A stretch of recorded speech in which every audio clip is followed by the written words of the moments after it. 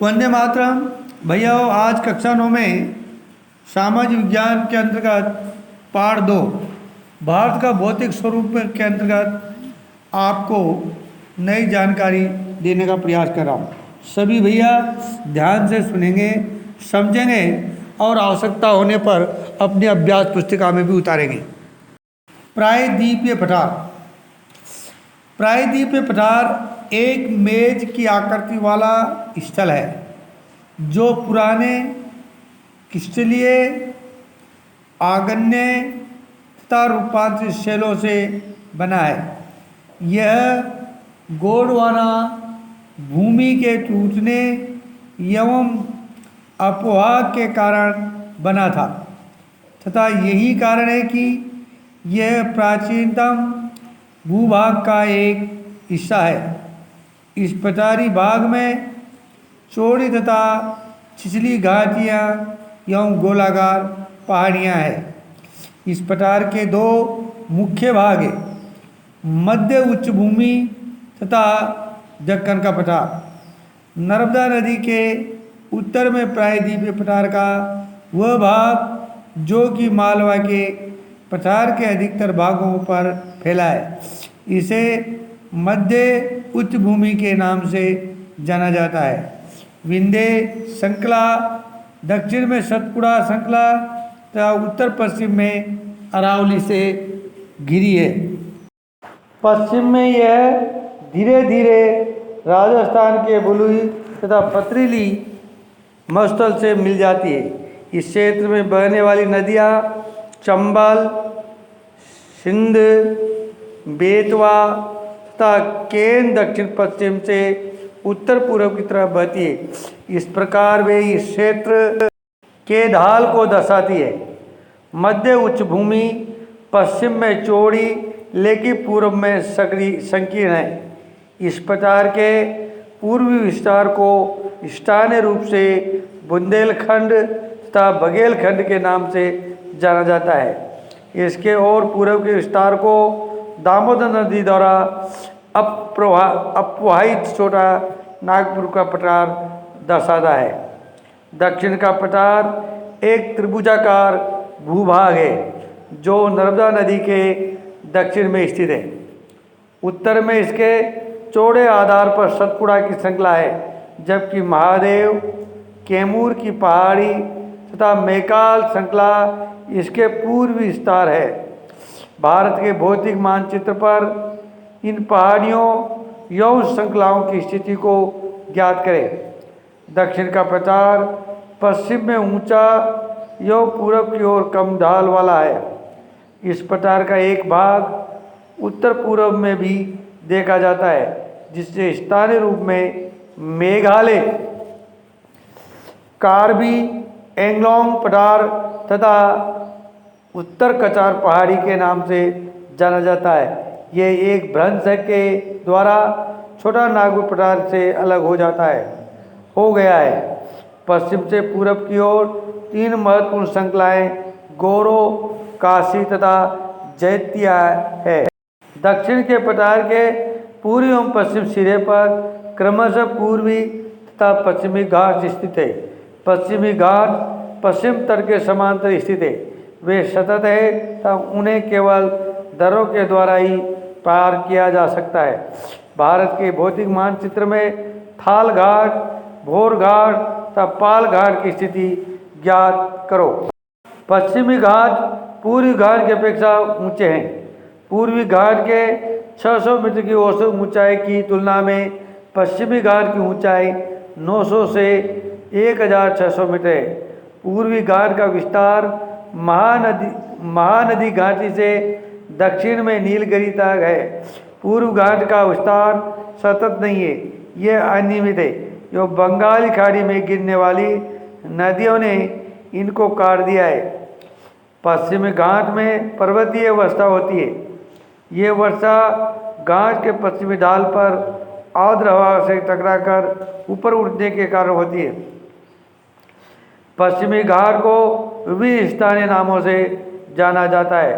पश्चिमी घाट की ऊंचाई उत्तर से दक्षिण की ओर बढ़ती जाती है। इस भाग के शिखर ऊंचे हैं, जैसे अनायमुडी, इसकी ऊंचाई 2695 मीटर है, तथा डोडा बेटा, इसकी ऊंचाई 2633 मीटर है। पूर्व का घाट सबसे शिखर महेंद्रगिरी 1500 मीटर है। पूर्वी घाट के दक्षिणी पश्चिम में शेवराव तथा जावेरी की पहाड़ियाँ स्थित है।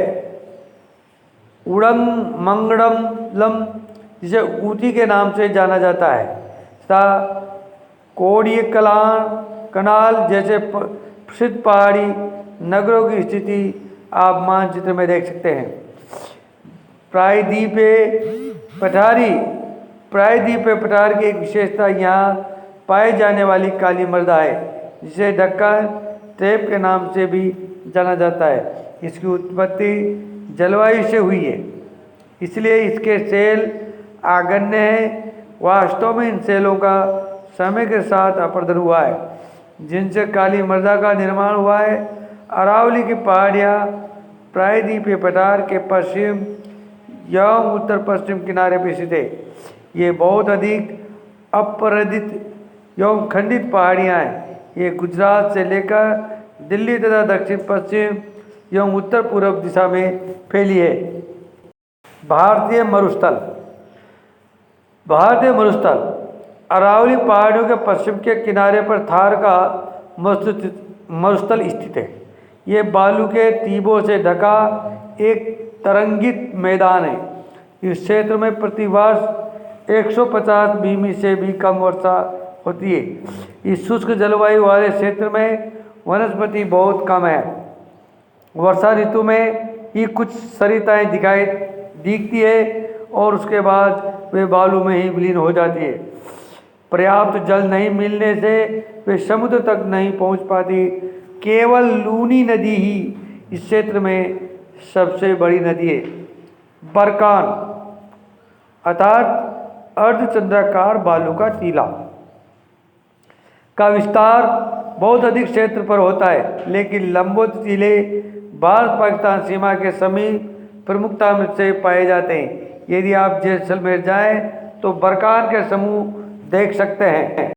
तटीय मैदान प्रायद्वीपीय पठार के किनारों संकीर्ण तटीय पट्टी का विस्तार है। ये पश्चिम में अरब सागर से लेकर पूर्व में बंगाल की खाड़ी तक विस्तृत है।